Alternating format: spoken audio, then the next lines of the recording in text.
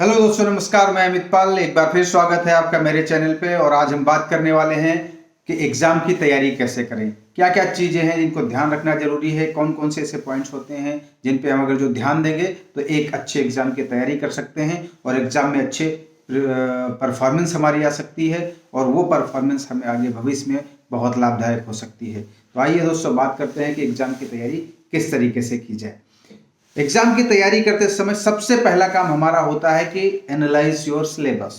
आप अपने सिलेबस को सबसे पहले एनालाइज कीजिए कि वो सिलेबस क्या है, कितना आने वाला है और क्या क्या आने वाला है, कौन से पॉइंट्स हैं जो कवर होने वाले हैं।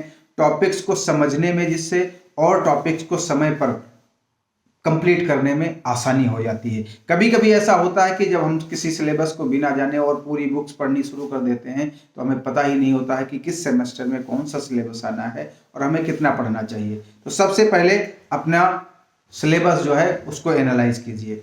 अब जब सिलेबस एनालाइज हो गया तो दूसरी सबसे ज़्यादा ध्यान रखने वाली बात यह है कि आप समय को अच्छी तरीके से मैनेज कीजिए। समय का मैनेजमेंट बहुत जरूरी है।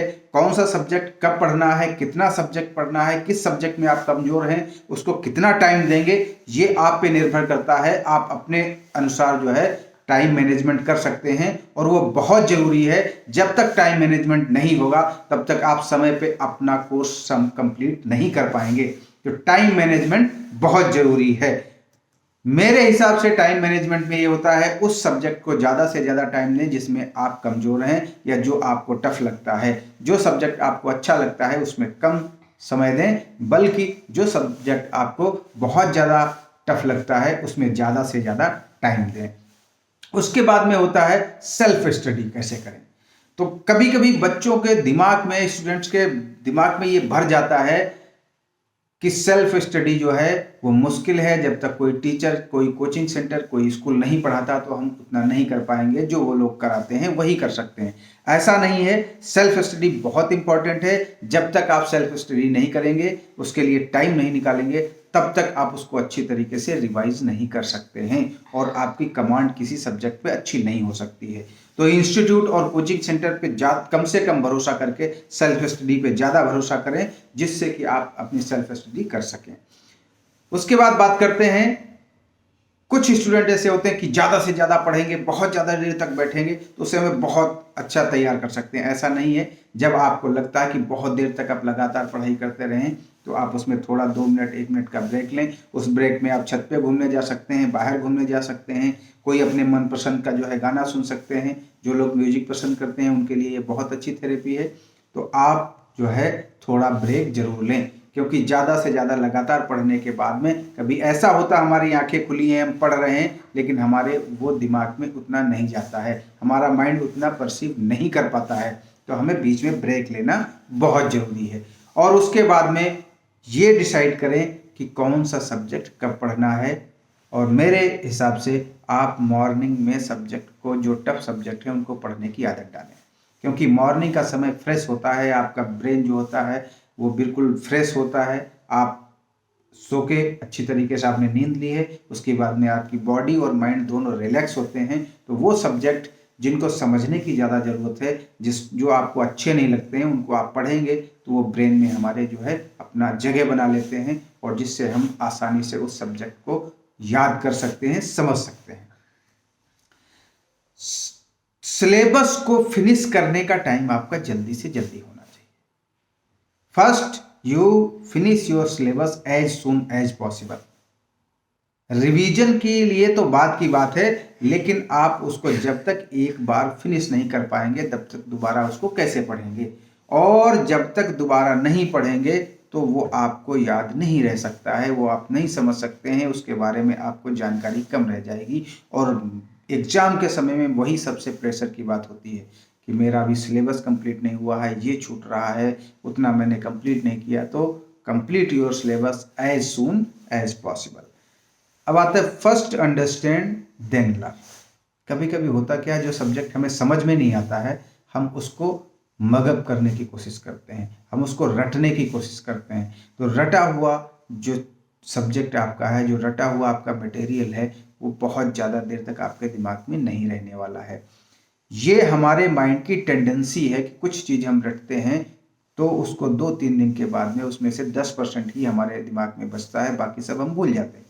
तो हमारी कोशिश होनी चाहिए कि सबसे पहले उसको समझें, अगर जो नहीं समझ में आता है उसको नोट कर लें, और ऐसी चीज़ों के एक अलग से आप नोट्स बना लें जो आपको चीज़ें समझ में नहीं आती हैं।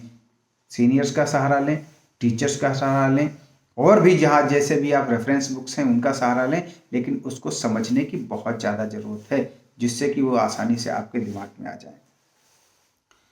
जब कभी भी आप पढ़ते जा रहे हैं तो आप अपना रिवीजन नोट्स जरूर बनाते रहें। रिवीजन नोट्स की बात आती है तो कैसे रिवीजन बनाने हैं, नोट्स बनाने हैं, तो आपको ये ध्यान रहना चाहिए कि जो सब्जेक्ट पे आपकी कमांड है, जो चीज़ें आपको समझ में आ गई, ऐसे टॉपिक्स जिनको आपको लगता है कि ये अब हमारे दिमाग में आ गया, इसको कभी नहीं भूलेंगे, तो उन टॉपिक्स को छोड़ दें। लेकिन ऐसे टॉपिक्स जिनको लगता है कि आपको बार बार रिवीजन करने की ज़रूरत है, इसमें अभी हमारी समझ उतनी ज़्यादा नहीं हुई है, तो आप उन नोट टॉपिक्स के लिए नोट्स बनाना शुरू करें, ताकि जब आप रिवीजन के लिए बैठें तो आप आसानी से उसको रिवाइज कर सकें। Revise daily. आप जो भी रिवीजन के लिए नोट्स बनाते हैं उसको डेली रिवाइज करें। आज जो टॉपिक पढ़ा है उसको कल थोड़ा ना थोड़ा करके उसको पढ़ें जरूर, और उसके बाद में 7 दिन, 8 दिन, 10 दिन के बाद में उस टॉपिक्स को फिर एक बार रिवाइज करें। जितना आप रिवीजन करेंगे उतना टॉपिक्स जो है वो आपके दिमाग में भरते चले जाएंगे, और जितना ज़्यादा वो आपके दिमाग में भरते चले जाएंगे, आपको एग्ज़ाम के समय में उतनी ही आसानी होगी कि आप उसको अच्छी तरीके से एक्सप्लेन कर सकेंगे। अदरवाइज टॉपिक याद रहता है लेकिन उसका एक्सप्लेनेशन आपको याद नहीं रहेगा, और ये चीज़ आपके लिए एग्जाम में बहुत ही खतरनाक हो सकती है। तो डेली रिवीजन करने की आदत डालें।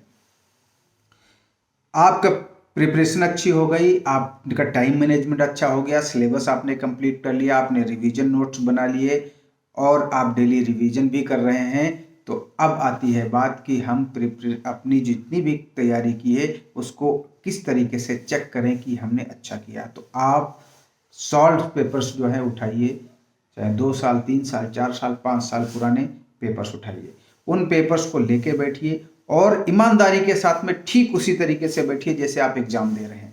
3 घंटे का एग्जाम है, आपका पूरा एग्जाम पेपर आपके पास में है, और अपने आप को एग्जामिनर समझकर अच्छी तरीके से उसको लिखिए। 3 घंटे लिखने के बाद में आप अपने आप कॉपी चेक कीजिए, और उसमें आपको समझ में आएगा कि हमने कितना लिखा, कितना छूटा, कितना याद था वो हम नहीं लिख पाए, और क्यों नहीं लिख पाए, क्या हम टाइम नहीं मैनेज कर पाए, या हम सब्जेक्ट में किसी भी क्वेश्चन में लिखना कम था लेकिन ज़्यादा लिख दिया, जहाँ पे ज़्यादा लिखना था वहाँ पे कम लिख दिया। ऐसा आपको फिर बाद में एग्जैक्ट पता चल जाएगा। तो आप लास्ट ईयर या लास्ट 5 ईयर्स के क्वेश्चन पेपर जरूर जो है उनको तैयार करके और उसको पेपर दें।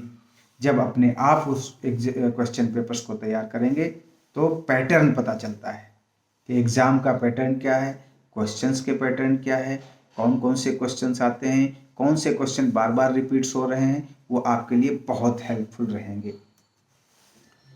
अब एग्ज़ाम से जस्ट एक दिन पहले आपको क्या करना है।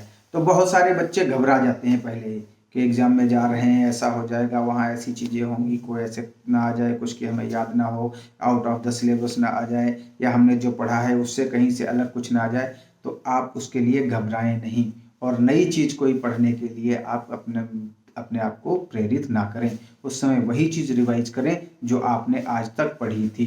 कभी ऐसा ना हो जाए कि आपको लगे अरे ये वाला टॉपिक हमने पढ़ा ही नहीं था और इसको अब हमें पढ़ना चाहिए, आप पूरा टाइम उसको समझने में लगा दें तो आपका रिवीजन छूट जाए। तो एग्ज़ाम के एक दिन पहले आप रेस्ट लीजिए, अच्छा पानी पीजिए, खाना अच्छा खाइए, पूरी तरीके से रेस्ट लीजिए, और बिल्कुल रिलैक्स होकर के उसके बाद में एग्ज़ाम के लिए जाइए। जिस दिन एग्ज़ाम है उस दिन क्या करना है, तो एग्ज़ाम वाले दिन बिल्कुल विश्वास के साथ में, कॉन्फिडेंस के साथ में अपने आपको तैयार करके जाएं कि मैं जो आज जा रहा हूँ अच्छी तैयारी के साथ में जा रहा हूँ, और अच्छा क्वेश्चन पेपर करके आऊँगा, और उसको बहुत अच्छी तरीके से तैयार करके जाएं। अपने माइंड को मेकअप करके जाएं कि मैं एक अच्छी तैयारी के साथ में जा रहा हूँ। ड्यूरिंग एग्ज़ाम आपको किस बात का ध्यान रखना है, तो ड्यूरिंग एग्ज़ाम आप सबसे पहला काम है कि आप अच्छी तरीके से क्वेश्चन पेपर को पढ़ें।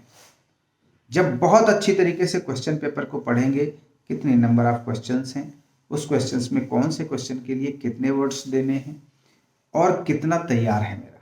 तो जो तैयार है क्वेश्चन पेपर, उसमें से जो सबसे अच्छा तैयार है क्वेश्चन, आप उसको एक्सप्लेन करें, उसके बाद में दूसरे को एक्सप्लेन करें। तो ऐसे करके जब आप करेंगे तो आसानी से कर सकते हैं। इसमें वर्डिंग्स का बहुत ज़्यादा ध्यान रखें कि विस्तृत उत्तरी है, लघु उत्तरी है, एक्सप्लेनेशन बहुत ज़्यादा करना है, कम करना है, 1 नंबर का है, 2 नंबर का, 5 नंबर का।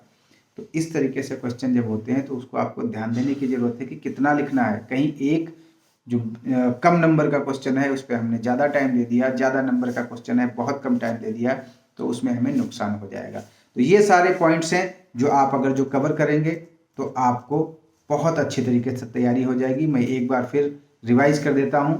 Analyse your syllabus, time management, self study, get some break, do learning subjects in the morning and finish your syllabus as soon as possible. First understand, then learning.